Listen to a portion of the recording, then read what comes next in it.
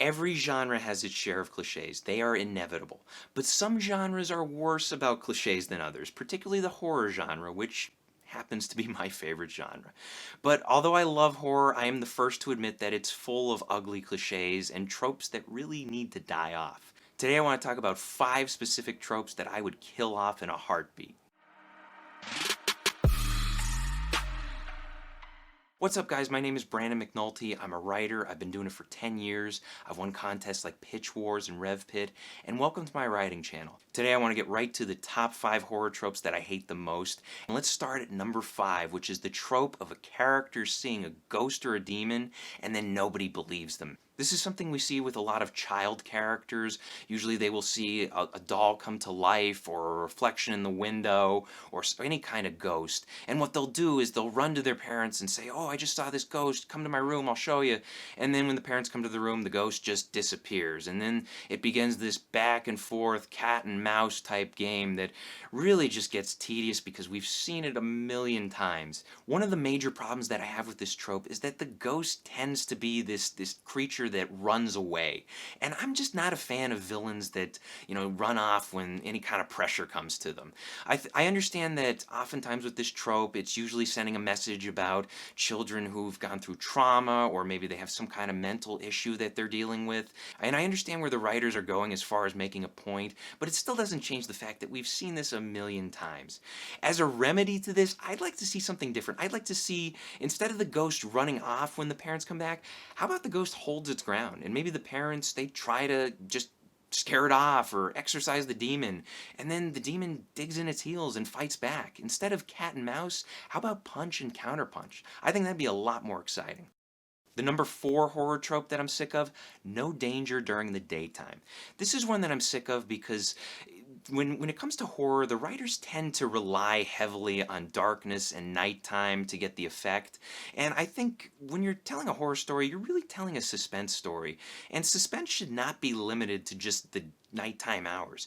You should also take advantage of the daytime. I know some types of monsters in stories like vampires are limited in what they can do during the daytime, but I feel like a lot of horror stories just blow an opportunity by not having any sort of threat during the day. Just because it's sunny out doesn't mean a story can't be scary.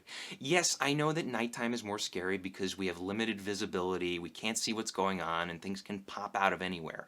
But at the same time, if you leave the daytime hours as this safety zone, then when your audience gets to the part at nighttime, they're going to be expecting something bad to happen. And then when something bad does actually happen, there's less of a surprise. Use both times of day to your advantage, and also use weather conditions as well. If something bad happens when it's raining, or if something bad happens when it doesn't rain, that can really work in your favor.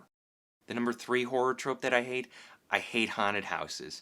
I know this one's going to probably piss some people off, but I am sick and tired of the haunted house. Specifically haunted houses that are 2 stories tall and they're set in suburbia and there's a new family moving into it. We've seen this so many times before. It's been done, it's been perfected. If you're going to do a haunted house story, try to do something different. I'm not saying that haunted house stories can't be scary or exciting, but how many times have we seen a family move into a new house, something suspicious happens, the suspicious things sort of escalate, then the family learns about the previous owners committing some sort of sin, and then finally the family has to atone for that sin in some way or else suffer the consequences. We've seen this play out so many times, it's just been done to death. What people need to realize is that haunted house stories don't always have to take place at a 2-story suburban home. You can do something different. Look at Jurassic Park. That's a haunted house story, but it takes place at an amusement park full of dinosaurs. Look at John Carpenter's movie The Thing. That's a haunted house story that takes place at an Arctic research station, and there's a shapeshifter involved. There's a lot of ways to freshen up the haunted house subgenre, and I just wish people would take advantage of new ideas instead of just sticking to the same old house with the doors shutting on their own and the locks clicking shut on top of it. I'm sick of it. The number 2 horror trope that I hate the most, when no meaningful characters get killed. Now that may sound a little sadistic, but hear me out. When it comes to the horror genre, when you get into it, you are signing up for a story that will most likely have things like blood and gore and decapitated victims and all kinds of stuff like that. Now, oftentimes when it does happen, all these gory, horrific events, they tend to happen to characters who we forget about after we leave the theater or close the book. They happen to characters who we don't even remember their name, or sometimes we don't even catch their name at all. And I think when you only kill off characters who are just completely forgettable, you lose something in the story. When every likable character survives at the end, the audience can feel like the story pulled a few punches. So I think it's important to kill off at least one important character, whether it be the protagonist, maybe a love interest of the protagonist, a mentor, maybe a family member, whatever, something that leaves an emotional impact on the audience. I'm not saying every story has to be Pet Sematary, but if writers do the work to make likable characters, it's worth having a scenario where one of those characters is lost and the audience feels the emotional payoff for that. And on top of that, when somebody important dies, we're more likely to feel suspense for the other important characters. Just ask anyone who's ever watched Game of Thrones if this strategy works.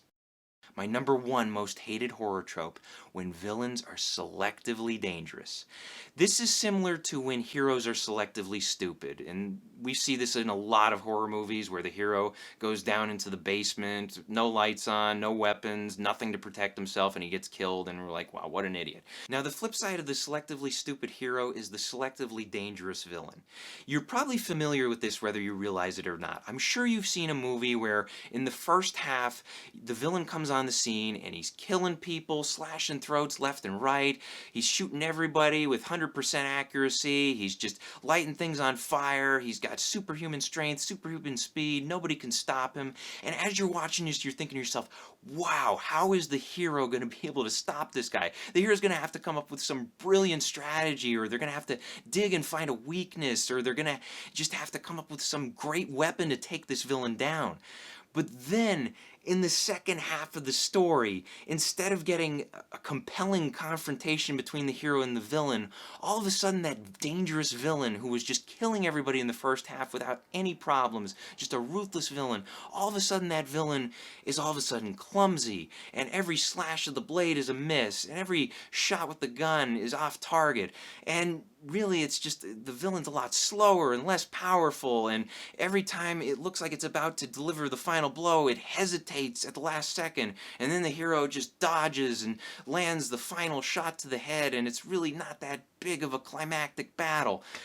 And this frustrates me so much because, first of all, it's lazy writing, and on top of that, it diminishes the villain at the end, who is so exciting and so unstoppable at the beginning. And not only does it diminish the villain, but it also diminishes the hero's accomplishment of defeating that villain. Because instead of the hero overcoming this impossible task, the hero simply defeats the washed-up, retired guy version of the villain we saw in the first half of the story. It's just, I see it everywhere nowadays, especially in horror movies.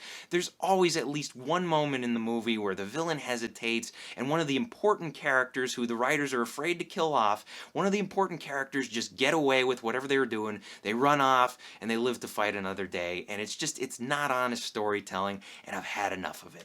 Alright, so I'm done ranting. Those are my top 5 most hated horror tropes. I hope they helped you, especially if you're a writer who's getting into horror or has been writing horror for some time. Now, I only mentioned 5 tropes today, and believe me, there are tons of them within the horror genre, so if you thought of any while you were watching this video, please let us know in the comments section below. Let's talk about them, let's get them out there, and let's find ways to write better stories.